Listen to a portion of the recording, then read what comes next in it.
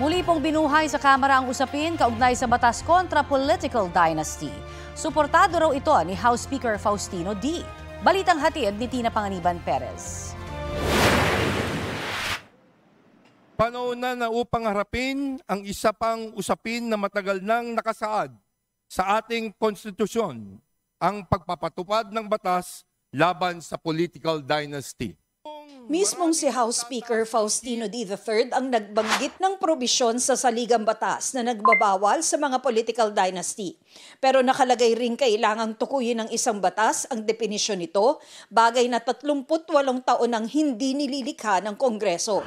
Kabilang sa paulit-ulit ng paliwanag ng mga eksperto, marami sa mga mismong dapat gumawa ng batas ay galing sa mga political dynasty. Alam ko pong maraming magtataas ng kilay. Sa totoo lang po, marami po akong pamilya na nasa pwesto.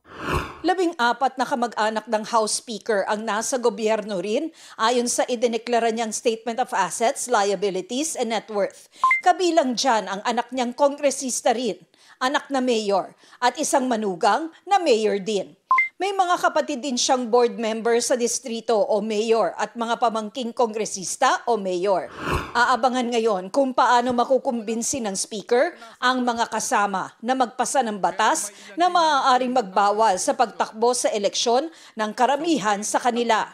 At kung paano masasabi kung sino sa mga miyembro ng mga pampulitikang angkan ang di na pwedeng tumakbo. Isulong natin ng isang panukalang batas na magbibigay ng malinaw at makaturungang definasyon ng political dynasty.